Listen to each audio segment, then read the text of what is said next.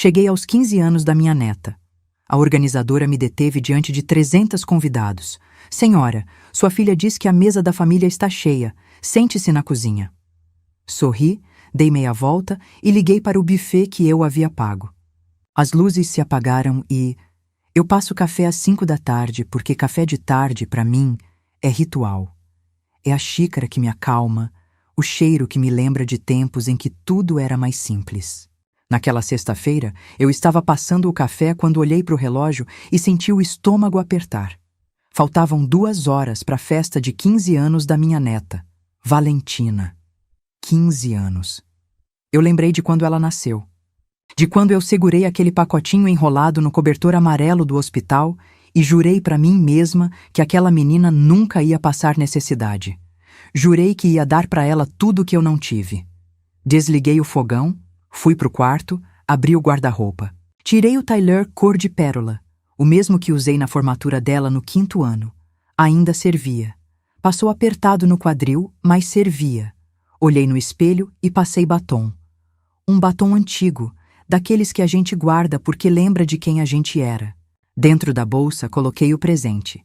Uma pulseira de ouro, que era da minha mãe. Fina, discreta, cheia de história. Era para Valentina usar e lembrar de onde veio.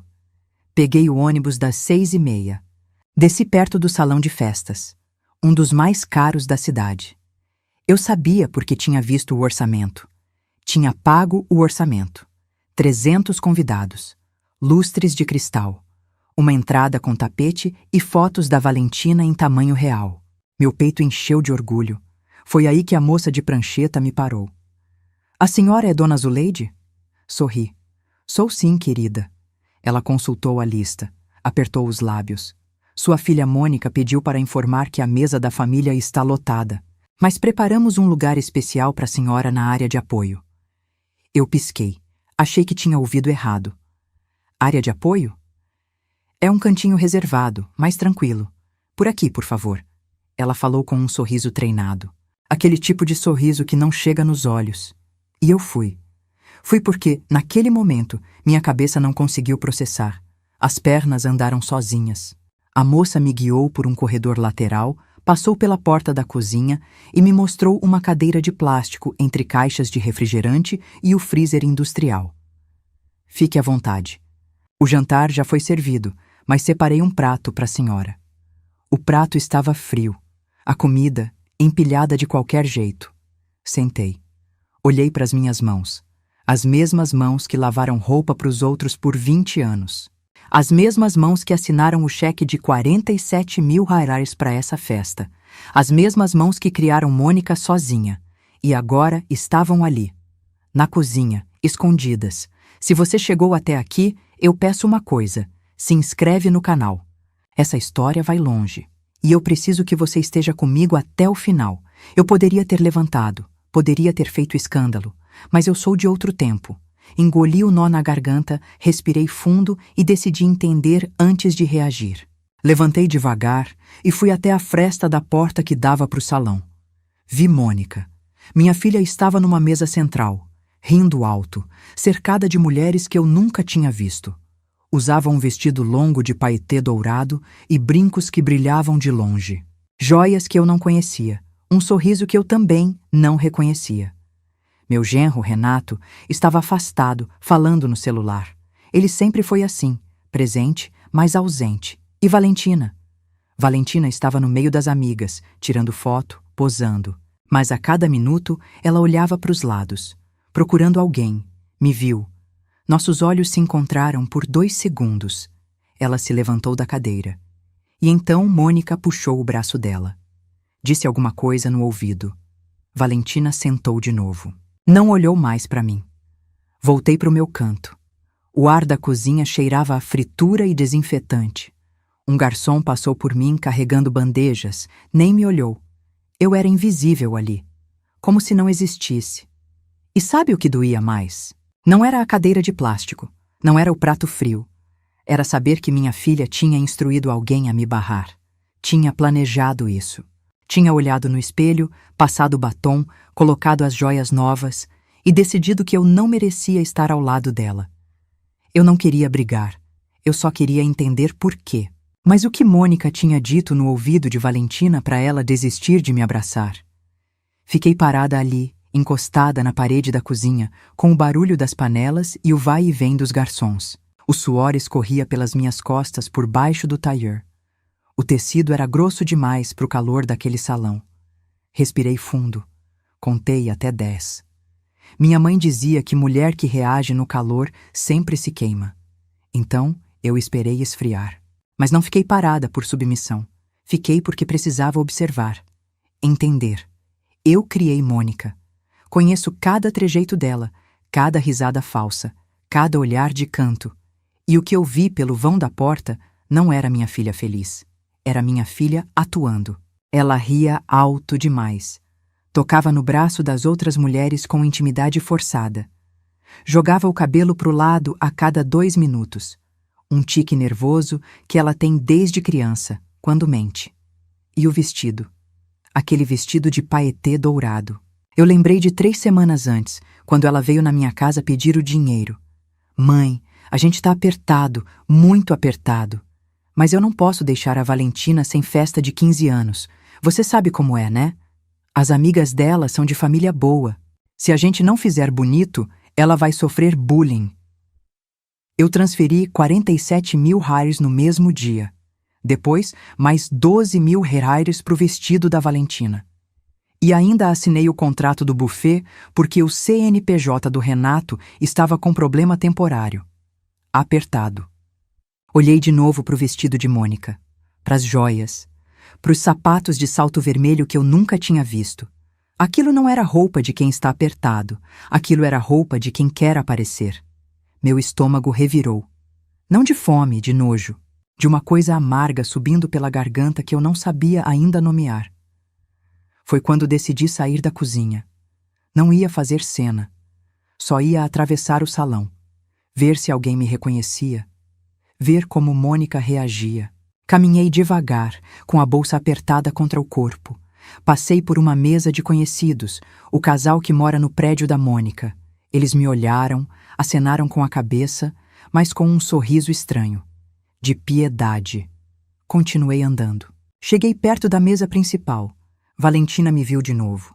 Dessa vez não levantou. Só ficou me olhando com os olhos marejados, como se pedisse desculpa por alguma coisa. Mônica percebeu, virou o corpo e sorriu. Aquele sorriso de comercial de margarina, plástico. Mãe, que bom que você veio. Achei que não vinha mais. Ela se levantou, veio até mim, me deu um abraço rápido, daqueles que não encostam direito. Você tá bem? A moça te acomodou direitinho? Engoli seco. Me colocaram na cozinha, Mônica. Ela arregalou os olhos, teatral. Na cozinha? Ah, meu Deus, que erro. Deve ter sido confusão da organização. Vem sentar aqui do meu lado. Mentira. Eu vi a lista da moça da prancheta. Tinha meu nome escrito à mão, com a instrução: área de apoio, aguardar instruções da contratante. Contratante. Minha filha me tratou como penetra na festa que eu paguei, mas não disse nada. Sentei na cadeira que ela ofereceu. Uma cadeira de ponta de mesa, espremida entre a parede e um vaso de flores. Mônica voltou para o centro, para o brilho, para as amigas. E eu fiquei ali, com a pulseira da minha mãe ainda dentro da bolsa, esperando o momento certo de dar para Valentina. Foi quando minha neta se aproximou, de cabeça baixa. Vó. Segurei a mão dela. O que sua mãe te disse, meu amor? Quando você ia vir me abraçar? Ela mordeu o lábio inferior. O mesmo gesto que eu faço quando seguro o choro. Ela disse que você estava passando mal, que era melhor eu não te agitar. Passando mal. Eu que vim de ônibus, que subi a escada, que atravessei o salão. Mônica disse para minha neta que eu estava doente. E aí eu entendi. Não era só sobre esconder a velha na cozinha. Era sobre controlar a narrativa. Mas por que Mônica precisava que todo mundo achasse que eu estava doente? Valentina ficou ali do meu lado por uns 2 minutos. Segurou minha mão com aquela força de quem quer dizer alguma coisa, mas não consegue. Os dedos dela estavam gelados, mesmo com o calor do salão. Vó, depois a gente conversa, tá? A mãe tá me chamando pra foto do bolo. Assenti. Ela saiu correndo, o vestido rosa balançando. Linda, 15 anos, e já aprendendo a engolir o que sente. Fiquei na cadeira espremida por mais uns 10 minutos. Ninguém veio falar comigo. As amigas de Mônica passavam, olhavam de canto, cochichavam. Uma delas, loira, bronzeada, pulseiras de ouro no braço, apontou discretamente para mim e disse alguma coisa que fez as outras rirem. Meu rosto queimou. Levantei e voltei para a cozinha. Pode parecer fraqueza, mas não era. Era estratégia. Na cozinha eu podia pensar. No salão eu só conseguia sentir. E sentir demais me faz cometer erro. Sentei de novo na cadeira de plástico. O mesmo garçom de antes passou por mim, dessa vez equilibrando uma torre de taças. Ele me olhou, parou. A senhora quer água? Tá pálida. Quero sim, meu filho. Obrigada. Ele voltou com um copo, gelado. Bebi de um gole só. E foi aí que seu Haroldo entrou na cozinha. Seu Haroldo é o dono do buffet. Um senhor de uns 60 anos, bigode grisalho, avental impecável. Eu o conheci quando fui assinar o contrato 2 meses antes. Ele me tratou com respeito, me chamou de Dona Zuleide, puxou a cadeira para eu sentar, explicou cada detalhe do cardápio. Quando me viu ali, entre as caixas de bebida, ele parou no meio do passo. Dona Zuleide? Levantei. Oi, seu Haroldo. Ele olhou em volta, confuso. A senhora está fazendo o quê aqui? A festa é da sua família. A senhora devia estar lá fora na mesa de honra. Minha garganta travou. Tentei responder, mas o que saiu foi um sorriso torto, daqueles que a gente dá quando não quer chorar na frente dos outros. Seu Haroldo. Teve um desencontro. Me colocaram aqui por engano. Ele franziu a testa. Não acreditou. Engano? Dona Zuleide, seu nome está no contrato. A senhora é a responsável financeira. O pessoal da decoração perguntou pela senhora mais cedo. Queria agradecer pessoalmente. Minhas pernas fraquejaram. Sentei de novo. Como assim? Perguntaram por mim. A dona Cláudia, da decoração. Ela queria mostrar as fotos para a senhora aprovar. Mas sua filha disse que a senhora não ia poder vir. Que estava com problema de saúde. De novo, essa história. Problema de saúde. Eu, que tomo só um remédio de pressão e faço caminhada 3 vezes por semana. Seu Haroldo puxou uma cadeira e sentou do meu lado. Abaixou a voz. Dona Zuleide, eu vou ser honesto com a senhora. Eu trabalho com festa há 30 anos, já vi de tudo. E tem alguma coisa errada aqui. Olhei para ele. O quê? Sua filha. Ela ligou 3 vezes essa semana pedindo para mudar detalhes no contrato. Queria trocar o e-mail de contato, o telefone. Disse que a senhora tinha autorizado. Mas eu estranhei, porque a senhora foi tão cuidadosa quando assinou. Minha boca ficou seca de novo. Seu Haroldo, o senhor ainda tem o contrato original? Tenho. Tá no meu escritório, aqui no fundo. Quer ver? Quero. Ele levantou, foi até uma salinha nos fundos, voltou com uma pasta. Abriu na minha frente. Meu nome, meu CPF, minha assinatura. Mas o e-mail era de Mônica, e o telefone também. Ela tinha mudado tudo. Tirei o celular da bolsa. Minhas mãos tremiam tanto que quase deixei cair. Fotografei cada página. Seu Haroldo me olhava com uma mistura de pena e indignação. Dona Zuleide, se precisar de alguma coisa, a senhora me fala. Qualquer coisa. Guardei o celular. Respirei fundo. Seu Haroldo, o senhor pode me fazer um favor? Claro.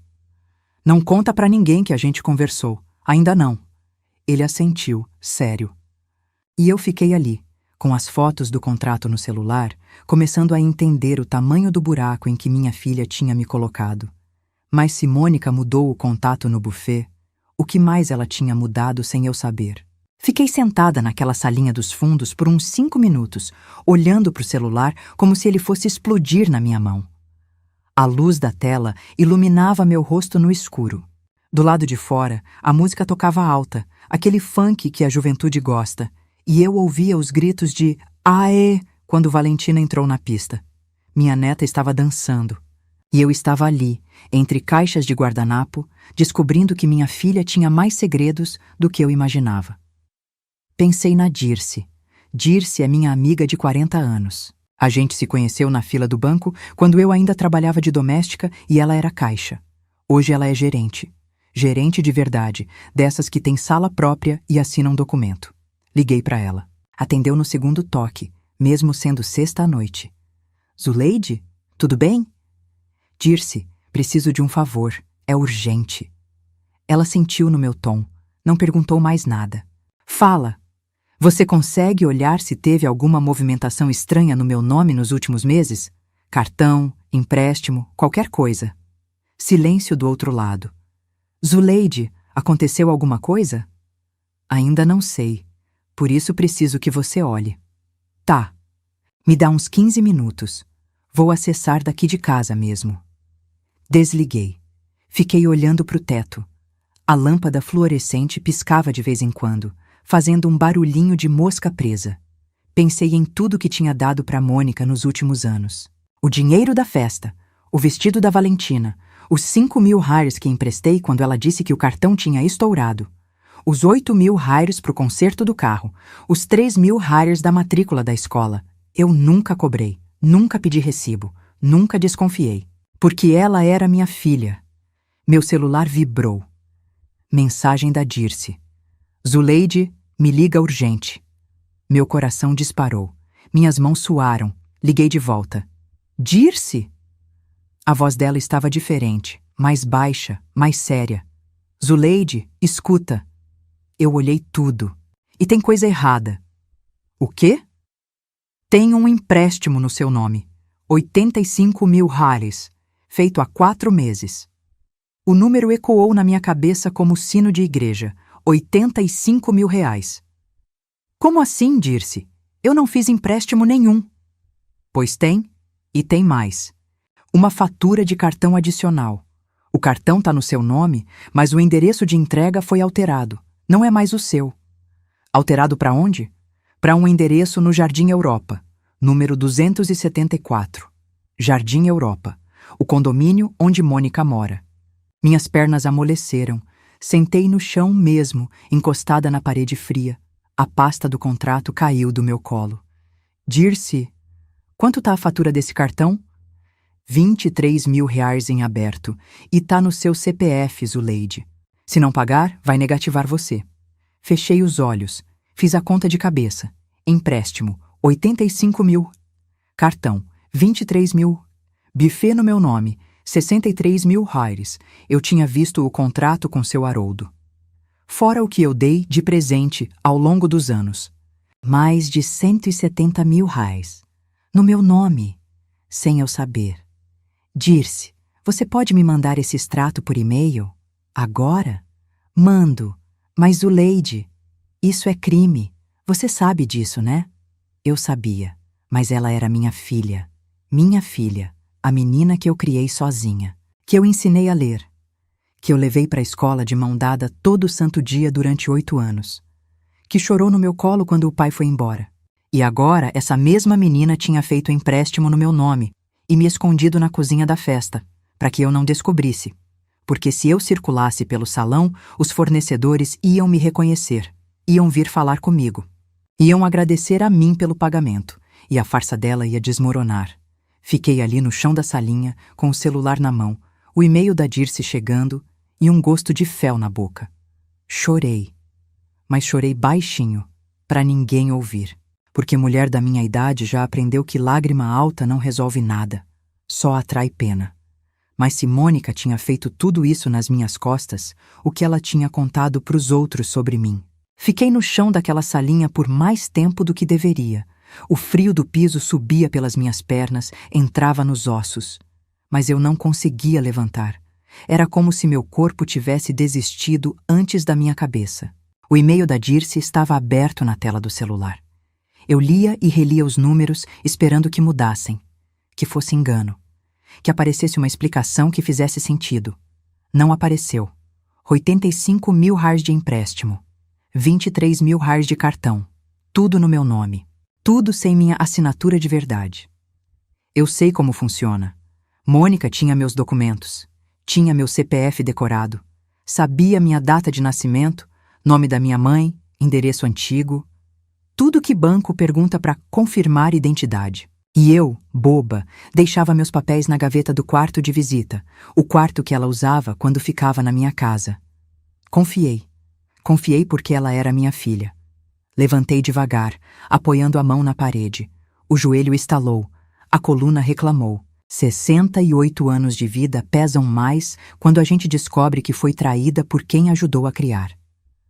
Fui até o banheiro dos funcionários. Tranquei a porta, olhei no espelho. Meu batom tinha borrado. O rímel desceu um pouco no canto do olho. O tailleur cor de pérola estava amassado nas costas.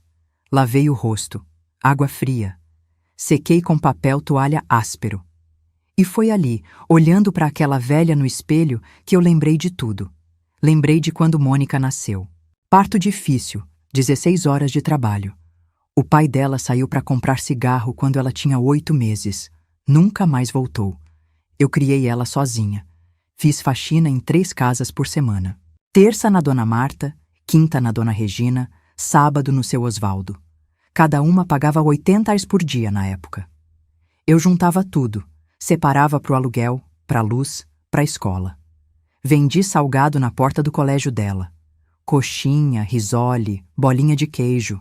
Acordava às 4 da manhã para fritar. Mônica tinha vergonha. Um dia me pediu para eu ficar mais longe do portão, para amigas não verem. Eu fiquei. Comprei meu apartamento aos 50 anos. 2 quartos, sala, cozinha americana. Nada de luxo, mas meu. Quitei em 15 anos. Quando assinei a escritura, chorei no cartório. A moça do balcão me deu água. E quando me aposentei, prometi para mim mesma. Agora, Zuleide, você vai descansar. Vai viajar. Vai conhecer o mar de Fortaleza. Vai aprender a pintar. Vai viver. Olhei de novo para o espelho. A mulher que me olhava de volta tinha mãos rachadas de água sanitária. Tinha rugas de sol e preocupação. Tinha um coração que batia mais devagar que antes. E tinha 170 mil reais de dívida que não fez. Apertei a borda da pia. Mônica sabia de tudo. Sabia das faxinas. Sabia dos salgados, sabia do preço de cada centavo que eu juntei. E mesmo assim, pegou. Pegou porque achou que eu nunca ia descobrir. Ou porque achou que, se eu descobrisse, ia ficar quieta. Como sempre fiquei. Como toda mãe fica. Mas sabe o que eu entendi ali naquele banheiro de azulejo branco? Eu entendi que Mônica não me colocou na cozinha por vergonha de mim.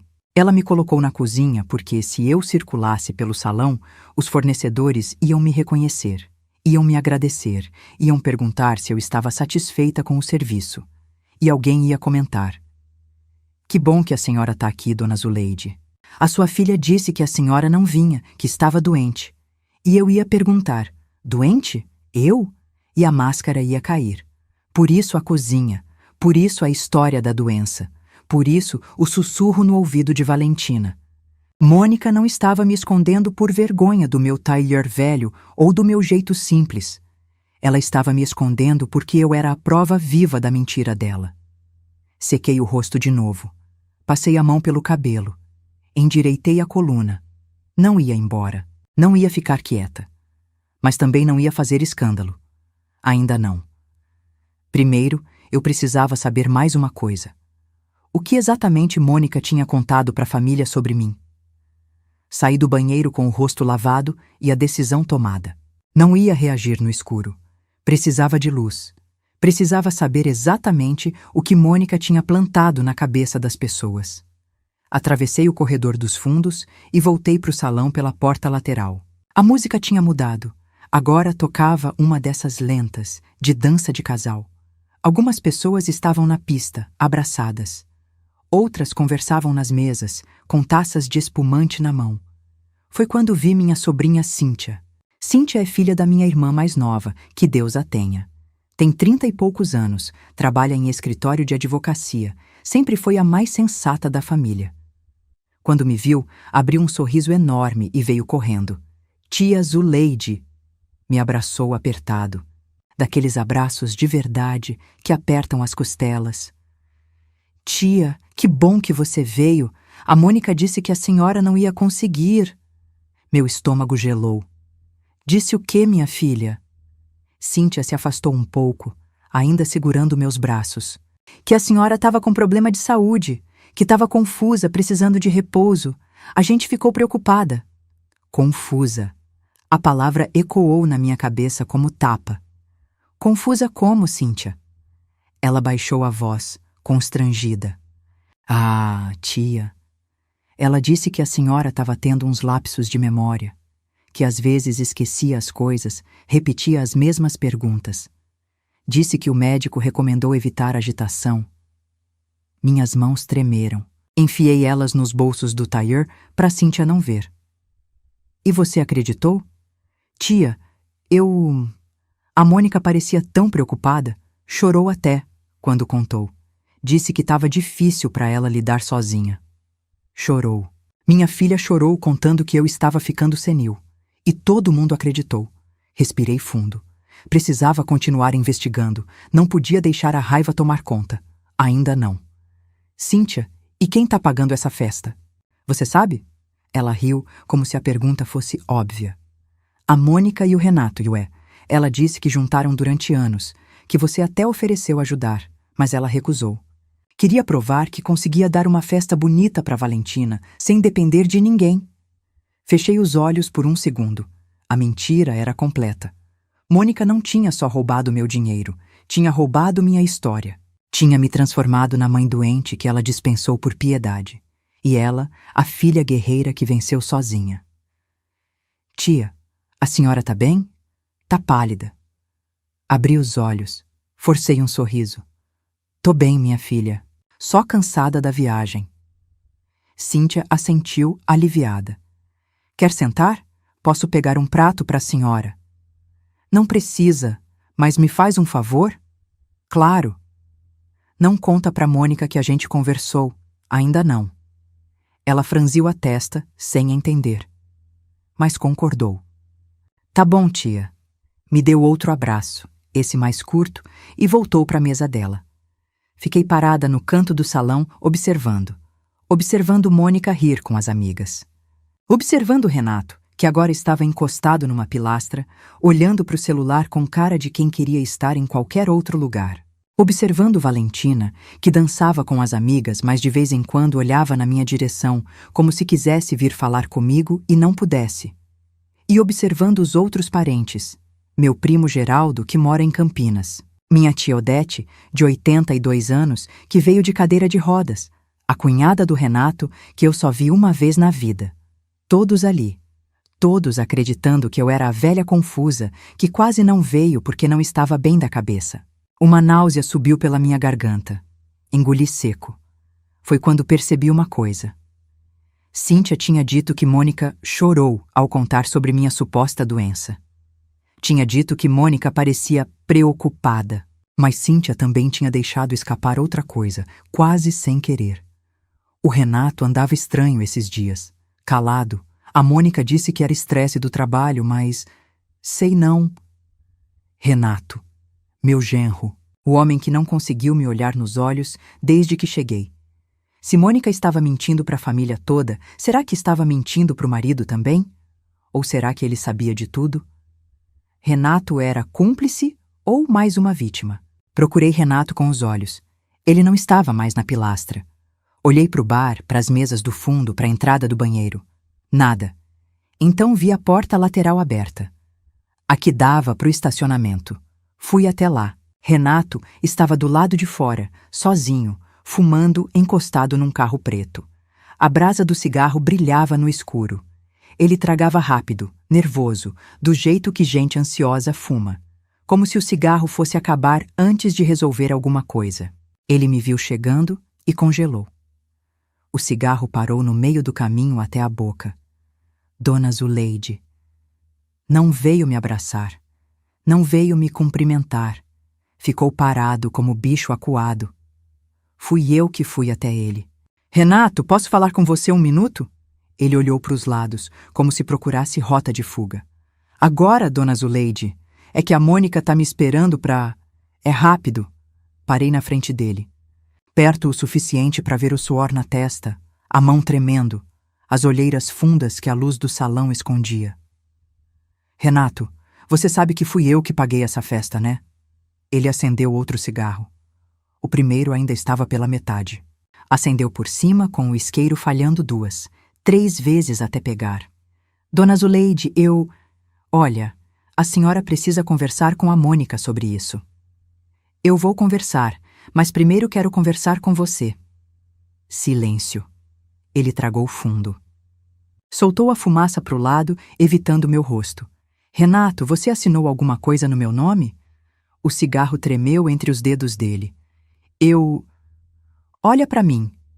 Ele olhou. Os olhos estavam vermelhos. Não de choro, de noite mal dormida. De consciência pesada. Dona Zuleide, eu não sabia de tudo, juro. A Mônica disse que a senhora tinha autorizado, que vocês tinham combinado, que era um arranjo de família. Arranjo de família? É. Ela disse que a senhora queria ajudar, mas não queria aparecer, que tinha vergonha de mostrar que estava bancando, que preferia que a gente levasse o crédito. Minha boca ficou seca. A mentira era tão elaborada que quase parecia verdade. E você acreditou? Ele desviou o olhar de novo. No começo, sim, mas depois começou a não fazer sentido. O que não fazia sentido? Renato jogou o cigarro no chão, pisou com força. Os valores, Dona Zuleide, eram altos demais. A festa, o vestido, a decoração. E a Mônica sempre dizia que a senhora tinha mandado mais. Mas eu nunca vi transferência nenhuma. Nunca vi comprovante. E quando eu perguntava, ela mudava de assunto. Ficava brava. Dizia que eu estava desconfiando dela. Cruzei os braços. Meus dedos estavam gelados, mesmo com o calor da noite. E o empréstimo, Renato? O de 85 mil? Ele arregalou os olhos. A senhora sabe do empréstimo? Sei. E sei que não fui eu que fiz. Renato passou a mão pelo cabelo, bagunçando o gel. Pela primeira vez, ele parecia mais desesperado do que covarde. Dona Zuleide, eu assinei como testemunha. Só como testemunha. A Mônica disse que a senhora tinha pedido para ela resolver a papelada porque não conseguia ir no banco. Disse que era para uma reforma no apartamento da senhora. Reforma. Meu apartamento não tem reforma nenhuma. A última vez que pintei a parede foi há 3 anos, e fui eu mesma que pintei, com rolo e escada emprestada do vizinho. Renato, você tem noção do que você fez? Ele abaixou a cabeça. Tenho. Agora eu tenho. Ficamos em silêncio por um momento. Do salão, a música mudou de novo. Agora era pagode desses antigos. Alguém gritou, "Ê!" lá dentro. Renato, tem mais alguma coisa que eu preciso saber? Ele hesitou. Olhou para a porta do salão. Olhou para mim. Tem. O quê? Mas não aqui. Não agora. Se a Mônica ver a gente conversando... Então me conta rápido. Ele engoliu seco. Tem uma mulher. Marcela. A Mônica transfere dinheiro para ela todo mês. Eu vi no extrato. 8 mil reais por mês. Às vezes mais. Quem é Marcela? Não sei. Quando perguntei, a Mônica disse que era fornecedora de alguma coisa. Mas fornecedora de quê que recebe 8 mil por mês? Minha cabeça começou a montar as peças. Marcela. 8 mil reais por mês. Dinheiro que saía da conta, da minha conta, do meu nome, do meu CPF. Renato, se eu precisar de você para confirmar essas coisas, você confirma? Ele me olhou, o isqueiro ainda na mão, o rosto de um homem que sabe que o casamento acabou. Confirmo. Eu não vou cair junto com ela, Dona Zuleide. Não vou. Assenti. Voltei para o salão, e enquanto caminhava, uma frase ficou martelando na minha cabeça. Eu não criei Mônica para ser assim, mas ela é. E agora eu preciso decidir o que fazer com isso. Quem era Marcela? E por que Mônica mandava tanto dinheiro para ela todo mês? Voltei para a cozinha.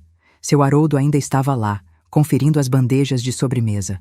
Quando me viu, fez sinal para eu entrar na salinha dos fundos. Fechou a porta atrás de mim. Dona Zuleide, a senhora tá bem? Tá com uma cara... Tô bem, seu Haroldo, só descobrindo coisa demais numa noite só. Ele assentiu sem perguntar mais. Homem de discrição esse Haroldo, trabalhador de verdade. Desses que entendem que às vezes silêncio ajuda mais que conselho. Seu Haroldo, o senhor pode me mostrar o contrato de novo? O original completo com todos os anexos? Ele foi até o arquivo, tirou a pasta, colocou na mesa. Sentei e comecei a ler tudo. Cada página, cada cláusula, cada número. Buffet completo, 38.000 Harleys. Bebidas premium, 12.000 Harleys. Serviço de garçom e copa, 8.000 Harleys. Taxa de reserva do salão, 5.000 Harleys. Total, 63.000 Harleys. No meu nome, no meu CPF. Com minha assinatura, que eu reconheci, mas não lembrava de ter feito. Olhei mais de perto. A assinatura era parecida com a minha, mas tinha um tremido no Zé que não era meu. Mônica tinha praticado, tinha me copiado. Fotografei tudo de novo. Cada página, cada detalhe. Depois peguei o celular e mandei mensagem para Cíntia. Cíntia, você conhece alguém chamada Marcela que anda perto da Mônica? A resposta veio em menos de 1 minuto. A Marcela da academia? A personal dela. Por quê? Personal trainer. 8.000 reais por mês para personal trainer, com dinheiro no meu nome. Respondi. Nada não, curiosidade. Obrigada, minha filha. Guardei o celular.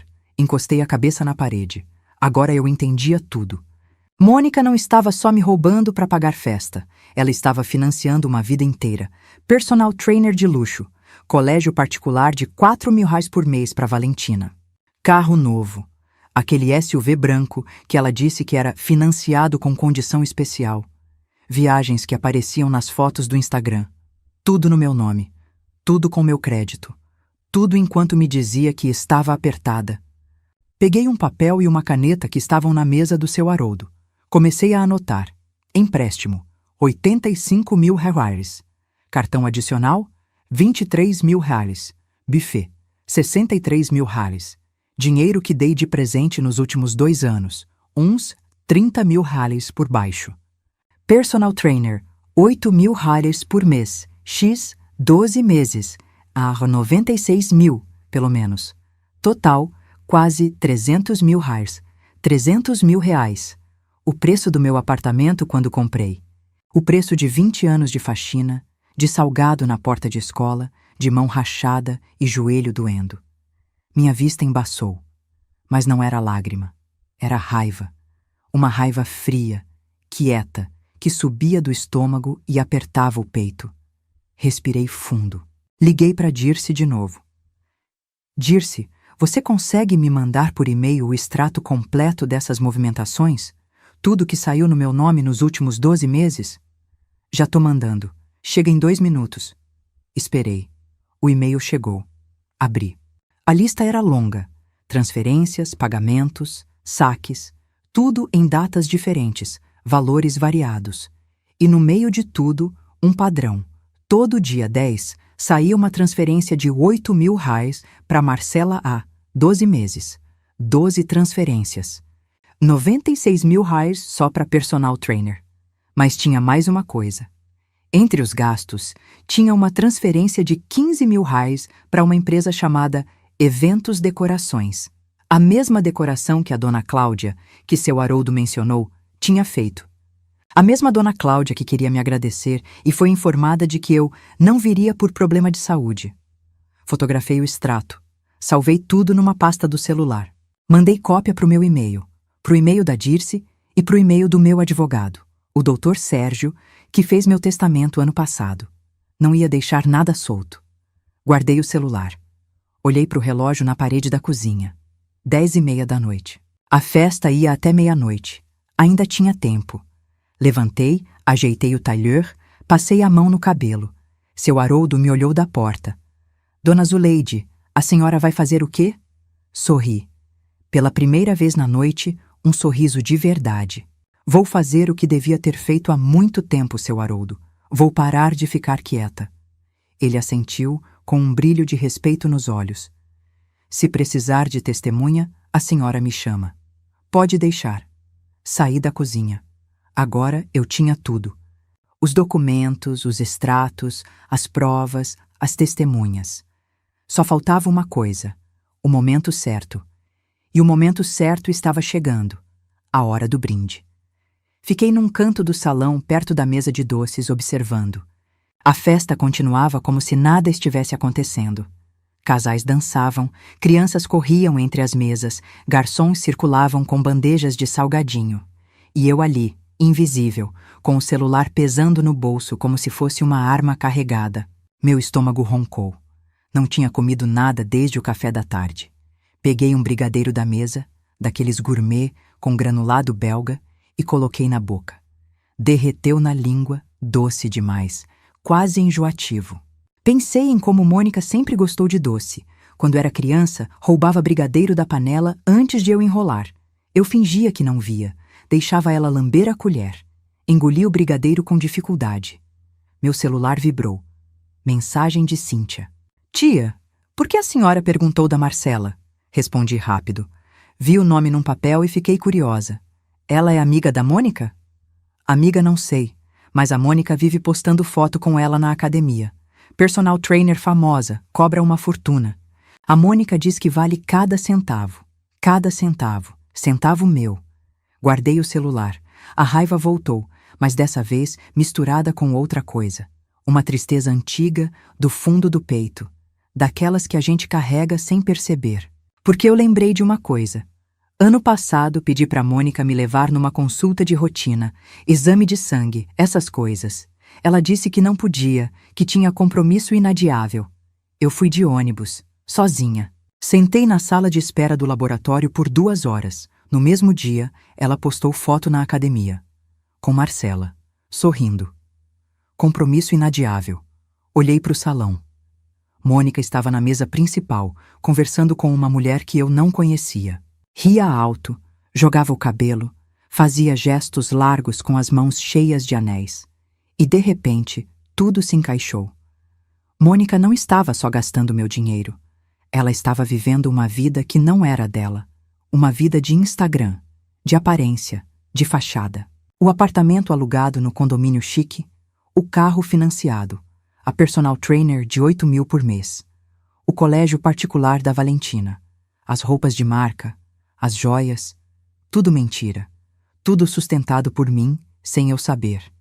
E a pior parte, ela me escondeu na cozinha não por vergonha de quem eu sou. Ela me escondeu porque eu sou a prova de que ela não é quem finge ser. Fontes não aparecem em festas. Fontes ficam escondidas. Fontes são usadas e descartadas. Meu olho ardeu, mas não deixei a lágrima cair. Não ali. Não naquela hora. Fui até o banheiro de novo. Lavei o rosto. A água fria me acordou. Olhei no espelho e falei baixinho, só pra mim. Zuleide, você criou essa menina. Você sabe como ela pensa. Você sabe o que ela mais tem medo. E eu sabia. Mônica sempre teve medo de uma coisa, de ser desmascarada. De as pessoas descobrirem que ela não era tão bem-sucedida quanto fingia. Que o casamento não era tão feliz. Que a vida perfeita do Instagram era montada com arame e esparadrapo. Por isso as mentiras, por isso a história da mãe doente, por isso o sussurro no ouvido de Valentina. Mônica estava protegendo a única coisa que importava para ela, a imagem. E agora eu sabia exatamente onde acertar. Saí do banheiro, voltei para o salão. O DJ anunciou no microfone. Atenção, pessoal, em 10 minutos vamos ter o brinde oficial e o discurso da família, todos na pista. 10 minutos. Meu coração acelerou. Minhas mãos suaram, mas minha cabeça estava clara como nunca. Eu tinha os documentos, tinha os extratos, tinha as testemunhas, tinha a verdade. Agora, só precisava do microfone. Mônica estava prestes a fazer seu grande discurso de mãe guerreira. Mas ela não sabia que eu também tinha um discurso preparado. Os 10 minutos passaram como se fossem 10 segundos. Eu fiquei parada no canto do salão, perto de uma coluna decorada com flores brancas. Meu coração batia tão forte que eu sentia a pulsação no pescoço, nas têmporas, na ponta dos dedos. A boca estava seca. Peguei uma taça de água com gás da bandeja de um garçom que passou.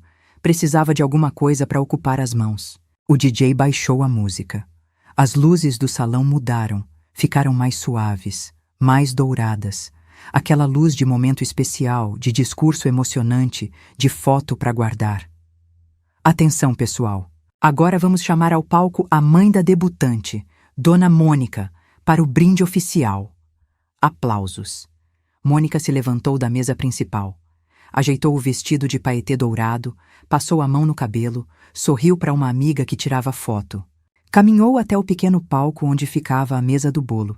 5 andares, decorado com flores de açúcar e o nome Valentina em letras douradas. Subiu os 3 degraus, pegou o microfone. 300 pessoas olhando para ela. E ela brilhava. Brilhava como sempre quis brilhar. O centro das atenções, a mãe dedicada, a mulher bem-sucedida. Boa noite a todos, que alegria ter vocês aqui nessa noite tão especial. Aplausos de novo. Valentina foi chamada ao palco também. Subiu, tímida, o vestido rosa rodando nos degraus.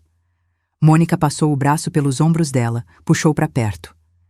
Essa festa é fruto de muito esforço, muito trabalho, muita dedicação. Eu e o Renato juntamos durante anos para poder dar à nossa filha a festa que ela merecia. Meu estômago revirou. Queríamos provar que a gente conseguia. Que a gente podia dar para Valentina uma noite inesquecível, com o nosso suor, com o nosso sacrifício. Olhei para Renato. Ele estava numa mesa lateral, olhando para o chão. Não aplaudiu. Não sorriu. Eu quero agradecer a todos que vieram, que nos apoiaram, que acreditaram na gente. Comecei a andar, devagar. Um passo de cada vez. As pessoas me olhavam de canto sem entender. A velha do tailleur amassado caminhando entre as mesas. Essa festa é a prova de que quando a gente quer, a gente consegue, sem depender de ninguém, sem pedir favor. Cheguei na frente do palco. Mônica me viu. Sua voz engasgou no meio da frase. Por meio segundo, só meio segundo, eu vi o medo nos olhos dela. Aquele medo antigo de criança pega na mentira. Mas ela se recompôs. Sorriu. E olha só, minha mãe está aqui. Vem, mãe, vem subir aqui com a gente. O tom era de surpresa feliz, de filha carinhosa. Mas eu conhecia aquele tom. Era o mesmo tom que ela usava quando mentia para a professora sobre dever de casa. Subi os 3 degraus. 300 pessoas me olhando. Mônica me abraçou. Um abraço rápido, de cena, de foto. Que bom que você veio, mãe. A gente estava com saudade. Sussurrei no ouvido dela baixinho, só para ela ouvir. Eu sei de tudo. Senti o corpo dela enrijecer contra o meu. Quando nos separamos, o sorriso dela tinha mudado. Ainda estava lá, mas agora era de plástico, de medo. Mãe, você quer falar alguma coisa? Ela estendeu o microfone para mim. Olhei para aquele microfone. Olhei para as 300 pessoas. Olhei para Valentina, que me encarava com os olhos arregalados, sem entender o que estava acontecendo. Peguei o microfone. Mônica deu um passo para trás, ainda sorrindo para a plateia, mas com as mãos tremendo junto ao corpo. Respirei fundo. Boa noite a todos. Minha voz saiu rouca. Pigarreei. Eu sou Zuleide, mãe da Mônica, avó da Valentina. Aplausos educados. Muitos de vocês ouviram que eu estava doente, que eu não ia conseguir vir, que eu estava confusa. O silêncio começou a mudar. Já não era silêncio de atenção. Era silêncio de curiosidade, de desconforto. Mas como vocês podem ver, eu estou aqui. E estou muito lúcida. Olhei para Mônica. Ela tinha o sorriso congelado no rosto, mas os olhos pediam socorro. Filha, você quer continuar ou prefere que eu fale? 300 pessoas prenderam a respiração. E Mônica não tinha para onde fugir. O silêncio no salão era tão denso que eu conseguia ouvir o zumbido do ar-condicionado. 300 pessoas me olhavam, taças suspensas no ar, garfos parados a meio caminho da boca. Mônica deu um passo na minha direção. Mãe, você está cansada. Vem, vamos sentar, você precisa descansar. Afastei o microfone do alcance dela. Eu não tô cansada, filha, e não vou sentar. Minha voz saiu firme, mais firme do que eu esperava. As mãos tremiam um pouco, mas eu segurei o microfone com as duas para ninguém perceber. Olhei para a plateia. Eu quero agradecer a algumas pessoas que me ajudaram muito essa noite. Primeiro ao seu Haroldo, dono do buffet. Apontei para ele, que estava na porta da cozinha de avental branco. Ele acenou, meio sem jeito. Seu Haroldo gentilmente me mostrou o contrato dessa festa, o contrato que eu assinei, com meu nome, com meu CPF. Um murmúrio percorreu o salão. Vi pessoas se entreolhando. Também quero agradecer a minha amiga Dirce, que é gerente de banco. Ela me ajudou a entender por que tem 85 mil de empréstimo no meu nome que eu não fiz. O murmúrio cresceu. Mônica estava pálida. O bronzeado artificial não escondia mais nada. Ela avançou de novo. Mãe, para. Você tá confusa. Você não sabe o que tá falando. Eu sei exatamente o que estou falando. Minha voz não subiu. Não precisava. O microfone fazia o trabalho. Tem também uma fatura de cartão de crédito, 23 mil. O cartão tá no meu nome, mas as compras são da Mônica. O endereço de correspondência foi mudado pro apartamento dela, sem eu saber. Agora o silêncio era absoluto. Ninguém mexia um músculo. E tem mais. Todo mês saiu 8 mil reais da minha conta para uma moça chamada Marcela, personal trainer da minha filha, há 12 meses. 96 mil reais só nisso. Vi a mulher loira de pulseiras, a que tinha apontado para mim e rido mais cedo, arregalar os olhos e cochichar com a amiga do lado. No total, são quase 300 mil. 300 mil reais no meu nome, sem eu autorizar, sem eu saber. Fiz uma pausa. Deixei o número ecoar no salão. Então olhei para Mônica. Filha, você disse para todo mundo que juntou dinheiro durante anos para essa festa. Disse que eu ofereci ajudar e você recusou. Disse que eu estava doente, confusa, senil. Mônica abriu a boca para falar, mas nenhum som saiu. Você me colocou para sentar na cozinha, entre caixas de refrigerante, com um prato frio. Porque se eu circulasse pelo salão, os fornecedores iam me reconhecer, iam me agradecer, e sua mentira ia acabar. Valentina começou a chorar. Lágrimas silenciosas escorrendo pelo rosto, borrando a maquiagem de festa. Eu criei você sozinha, Mônica.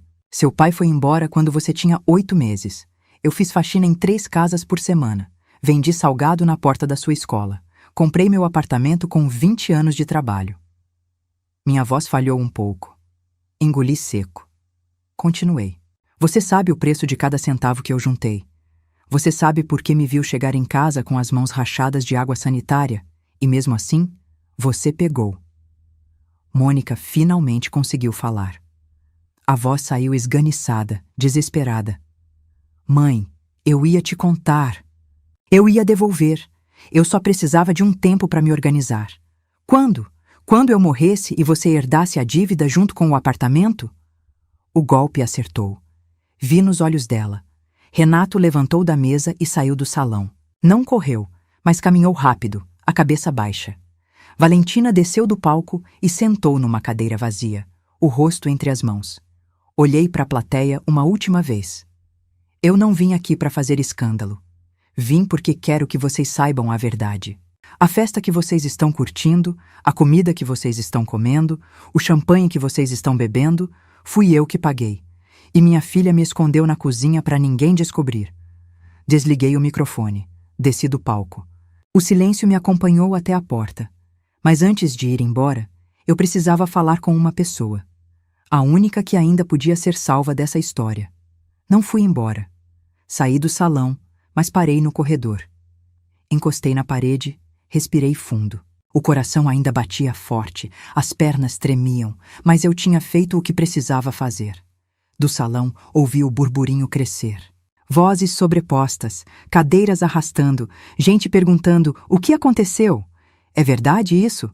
Meu Deus, você viu a cara da Mônica? Fechei os olhos por um segundo. Quando abri, Mônica estava na minha frente. Ela tinha descido do palco e vindo atrás de mim.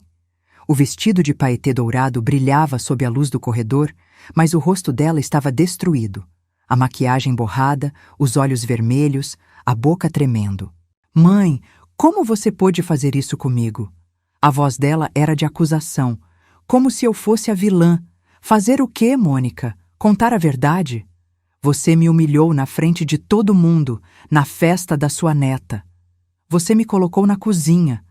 Você disse que eu estava senil. Você roubou quase 300 mil reais no meu nome. Eu não roubei, eu ia devolver. Quando? Ela não respondeu.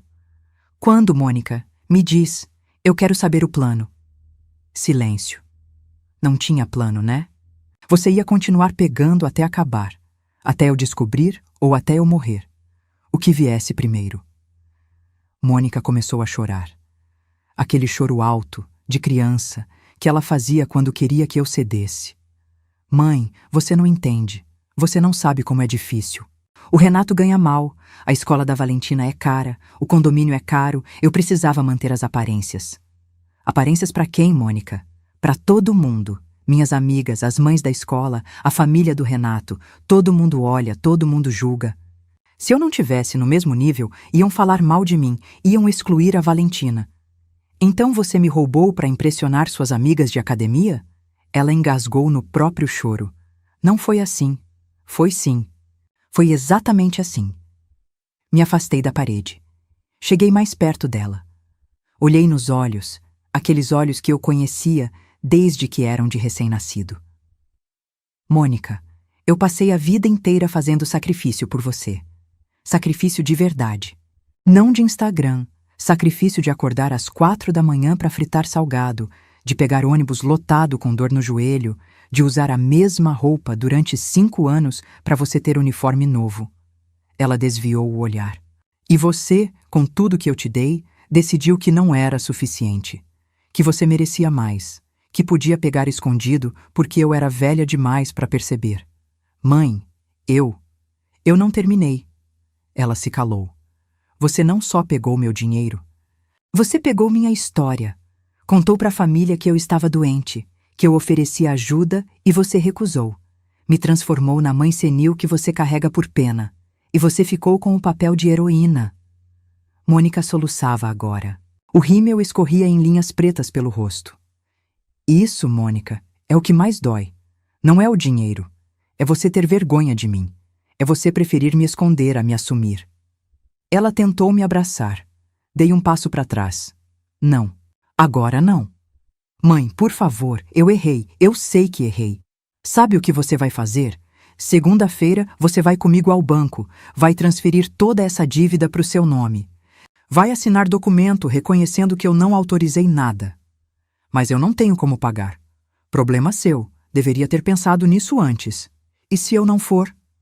Olhei para ela com uma calma que me surpreendeu. Se você não for, eu vou à delegacia. Registro tudo. Falsificação de assinatura, estelionato, apropriação indébita.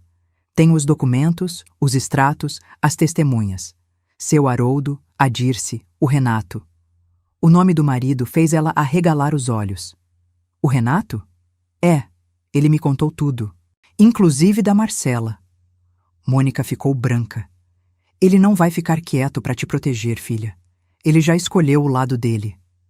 Ela olhou para o salão, procurando o marido. Mas Renato já tinha ido embora. Mãe, você está destruindo minha vida. Não, Mônica. Você destruiu. Eu só estou mostrando os escombros. Dei as costas e comecei a andar. Mãe, espera! Não esperei. Mas antes de sair do corredor, olhei por cima do ombro. Você não pisa mais no meu apartamento sem ser convidada.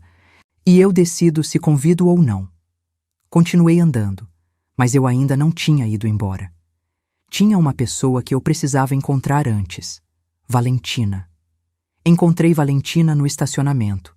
Ela estava sentada no meio-fio, o vestido rosa espalhado no chão sujo, os sapatos de salto jogados do lado. Chorava com a cabeça entre os joelhos, os ombros tremendo. 15 anos, a idade em que a gente acha que o mundo vai acabar por qualquer coisa. E o mundo dela tinha acabado de verdade. Pelo menos o mundo que ela conhecia. Sentei do lado dela. O meio-fio era baixo e minhas costas reclamaram, mas sentei mesmo assim. Fiquei ali, em silêncio, esperando. O barulho da festa chegava abafado lá de dentro. A música tinha voltado a tocar, provavelmente o DJ tentando salvar o clima. Carros passavam na rua, alheios ao drama que acontecia ali. Valentina levantou a cabeça devagar. O rosto estava inchado, a maquiagem destruída. Ela parecia mais nova assim. Parecia a menina que eu levava para tomar sorvete no shopping quando ela tinha 7 anos. Vó, não disse nada. Só passei a mão no cabelo dela, tirando uma mecha grudada na bochecha molhada. Vó, eu não sabia, de verdade. Eu juro que não sabia de tudo. A voz dela era de desespero, de quem precisa ser acreditada. Eu sei, minha filha. A mamãe disse que você tinha dado o dinheiro de boa vontade, que era presente, que você queria ajudar, mas não queria aparecer. Eu acreditei, vó. Eu acreditei porque ela é minha mãe. Eu sei. Valentina soluçou. E a cozinha? Você sabia que me colocaram na cozinha? Ela ficou em silêncio, olhou para o chão. Valentina. Ela disse que era para te proteger, vó, que tinha gente na festa que ia te estressar, que você estava frágil, que o médico tinha recomendado evitar agitação. Eu acreditei. Você acreditou ou você quis acreditar? Ela me olhou, os olhos vermelhos, cheios de dor. Eu não sei mais. Ficamos em silêncio por um momento. Um carro estacionou perto. Uma família desceu rindo, atrasados para outra festa, talvez. A vida continuando ao redor enquanto a nossa despedaçava. Vó, você me odeia? A pergunta me pegou de surpresa. Odiar você? Nunca. Mas eu deixei acontecer. Eu vi a senhora indo para a cozinha e não fiz nada. Você tem 15 anos, Valentina. Você confiou na sua mãe. É o que filha faz. Mas eu devia ter desconfiado. Tinha coisa que não fazia sentido. A mamãe sempre dizia que estava sem dinheiro, mas comprava roupa nova toda semana. Dizia que você estava doente, mas eu te via nas fotos da igreja, normal. Eu vi as coisas, vó, mas não quis enxergar. Segurei o rosto dela entre as minhas mãos. Aquelas bochechas que eu beijei tantas vezes quando ela era bebê. Valentina, você não é sua mãe. Você entende isso? Ela assentiu, chorando. Mas agora você sabe quem ela é. E você vai ter que decidir o que fazer com isso. O que a senhora quer dizer? Soltei o rosto dela, abri minha bolsa, tirei a caixinha de veludo que estava lá desde o começo da noite. Isso era da sua bisavó, minha mãe. Ela usou a vida inteira. Quando ela morreu, me deixou. Eu ia te dar hoje, no seu aniversário. Abri a caixinha. A pulseira de ouro brilhou sob a luz do poste. Valentina olhou para a pulseira, depois para mim. Vó, eu não mereço. Não é sobre merecer. É sobre escolher. Estendi a caixinha para ela. Se você pegar essa pulseira, você está escolhendo lembrar de onde você vem, de quem ralou para você existir, de que dinheiro fácil cobra caro depois. Está escolhendo ser diferente. Ela olhou para a pulseira por um longo tempo.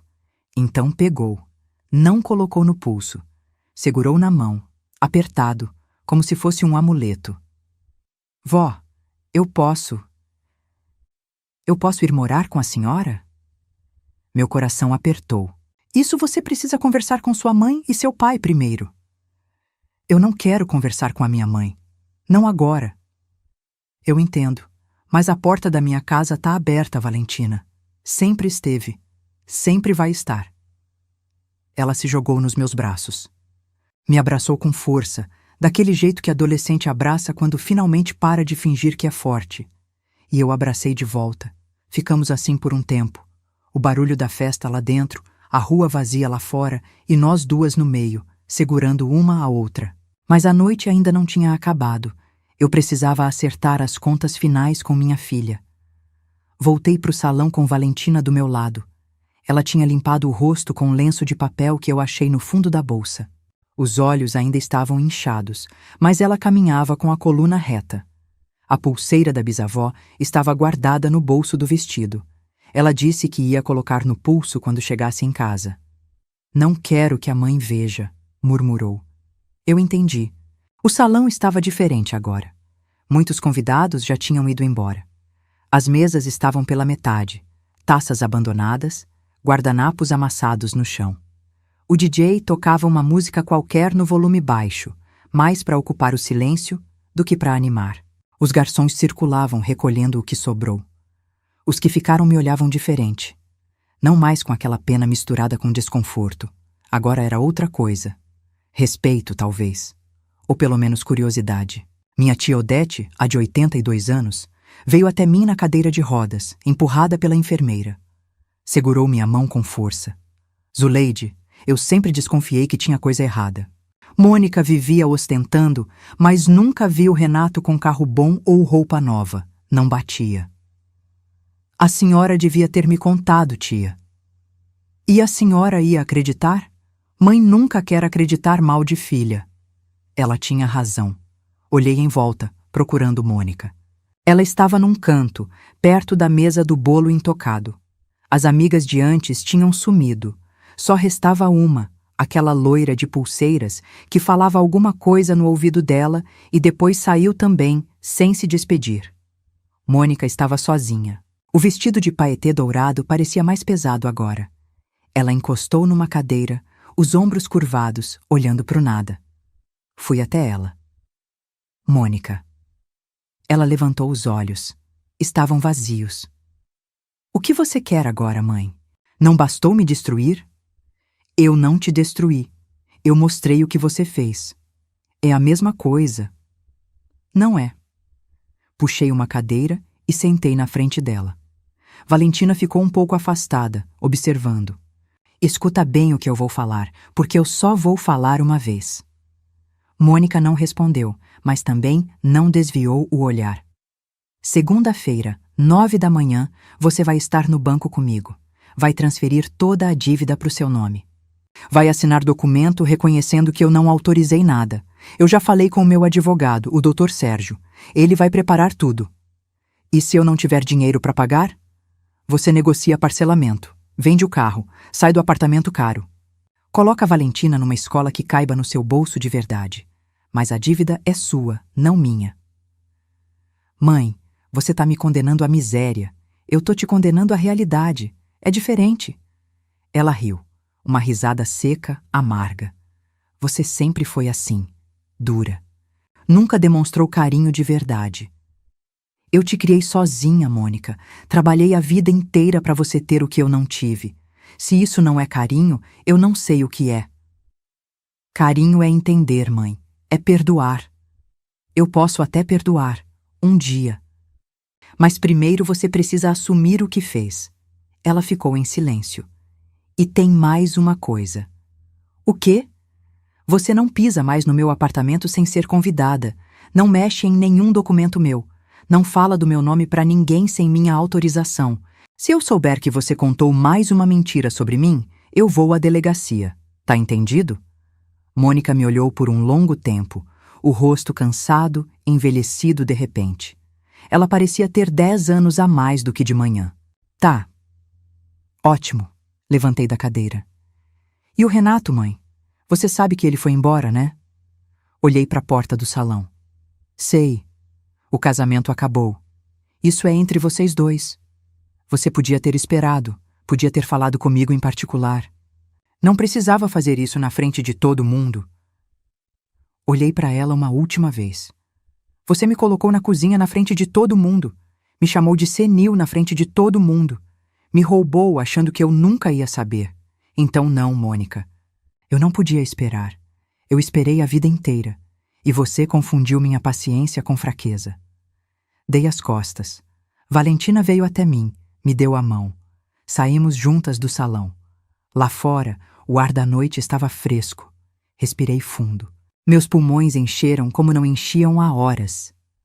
Vó, como a gente vai embora? De ônibus, minha filha. Como eu vim. Ela sorriu. Um sorriso pequeno, ainda triste, Mais sorriso. Eu nunca andei de ônibus. Então hoje você aprende. Caminhamos até o ponto. A festa tinha acabado, mas a história ainda não. O que veio depois mudou tudo, e eu preciso contar.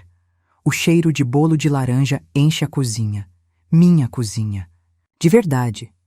Não aquele canto entre caixas de refrigerante e freezer industrial. A minha cozinha de azulejo branco, com a janela que dá para o quintal do vizinho e o relógio de parede que minha mãe me deu quando eu casei. Há 40 e tantos anos, numa vida que parece de outra pessoa. Valentina está do meu lado, tirando o bolo do forno. Usa uma luva térmica velha, daquelas de estampa de galinha que eu comprei numa promoção do supermercado. O cabelo dela está preso num coque bagunçado, o rosto suado do calor do fogão. Vó, acho que ficou bom. Olha a cor. Olho, dourado perfeito, cheiro de casa. Ficou lindo, minha filha. Ela sorri. Um sorriso de verdade, daqueles que chegam nos olhos. Valentina mora comigo há 5 meses. Veio com uma mochila e 3 sacolas de roupa, uma semana depois da festa. Mônica ligou, gritou, chorou, ameaçou. Eu desliguei. Valentina ficou. Não foi fácil no começo. Ela não sabia cozinhar, não sabia lavar roupa, não sabia pagar conta. Achava que luz e água apareciam por mágica. Teve que aprender. Eu ensinei. Agora ela acorda cedo, estuda de manhã, numa escola pública boa, perto de casa, faz as tarefas à tarde, me ajuda com o jantar, às vezes reclama, como toda adolescente. Mas fica, e isso é o que importa. Tiro o bolo da forma, coloco no prato de vidro, o mesmo prato que eu usava nas festas de aniversário de Mônica, quando ela era pequena. Não penso muito em Mônica esses dias. Ela e Renato se separaram 1 mês depois da festa. Ele veio me procurar, pediu desculpa, disse que devia ter falado antes. Eu disse que ele devia mesmo, mas não guardo rancor. Renato era fraco, não mau. Às vezes a gente confunde. Mônica perdeu o apartamento. O carro foi vendido para pagar parte da dívida. A academia com a Marcela virou passado. Ouvi dizer que ela está morando com uma amiga no Tatuapé, trabalhando numa loja de roupas no shopping. Não me liga. Manda mensagem para Valentina de vez em quando. Áudio curto perguntando se está bem. Valentina responde com emoji. Eu não me meto. Passei a dívida toda pro nome dela como combinado. O Dr. Sérgio cuidou de tudo. Registrou em cartório minha declaração de que não autorizei nenhuma das transações. Não processei, não fui à delegacia, mas deixei claro. Se Mônica inventar mais alguma coisa, eu vou. Ela não inventou, ainda. Valentina desliga o forno, tira a luva, passa a mão na testa. Vó, posso te perguntar uma coisa? Pode. A senhora perdoou a mamãe? Paro de cortar o bolo. Olho para ela. Ainda não sei, minha filha. Perdão é coisa complicada. Não é que nem receita de bolo, não tem medida certa, não tem tempo certo. Às vezes demora anos, às vezes nunca vem. E a senhora tá brava ainda? Não, raiva cansa demais. Eu larguei. Mas não perdoou. Uma coisa é largar a raiva. Outra é deixar a pessoa voltar como se nada tivesse acontecido. Eu larguei a raiva, mas não vou fingir que foi tudo bem. Ela assente, pensativa. A senhora acha que um dia eu vou conseguir olhar para ela normal de novo? Talvez. Quando você estiver pronta, não precisa ter pressa. Valentina pega um pedaço de bolo com a mão. Morde. Fecha os olhos. Vó, isso aqui tá muito bom. É receita da sua bisavó. Ela sorri. E eu vejo no pulso dela a pulseira de ouro, a mesma que eu trouxe na bolsa naquela noite, há 6 meses. Ela usa todo dia agora. Diz que é para lembrar de onde vem. Sirvo 2 copos de leite. Sentamos na mesa da cozinha, comendo bolo quente e tomando leite frio. Lá fora, o sol da tarde entra pela janela. O rádio do vizinho toca um forró antigo. Um cachorro late em algum quintal. Vida normal. Vida simples. Vida que eu quase perdi. Valentina olha para mim, a boca suja de farelo. Vó, obrigada. Por quê? Por não desistir de mim, por me deixar ficar, por me ensinar as coisas. Seguro a mão dela por cima da mesa. A mão jovem, macia. E a minha, cheia de marca de tempo. Minha filha, eu só desisto do que não vale a pena. Ela aperta minha mão de volta. E naquele momento, na minha cozinha de verdade, com cheiro de bolo e som de forró e a pulseira da minha mãe brilhando no pulso da minha neta, eu entendo uma coisa. Eu não fui humilhada naquela festa. Eu fui libertada. E você que ficou comigo até aqui, obrigada. De coração. Essa história não é só minha. É de toda mãe que já foi tratada como invisível. De toda avó que já foi chamada de velha, de confusa, de peso. De toda mulher que trabalhou a vida inteira e viu alguém levar o crédito. Se você se identificou, deixa um like. Se conhece alguém que precisa ouvir isso, compartilha. E se você tem uma história parecida, conta aqui nos comentários. Eu leio todos. E me diz, de onde você está assistindo? Se ainda não se inscreveu, se inscreve. Ativa o sininho, porque histórias assim acontecem todo dia e a gente precisa contar. Até a próxima.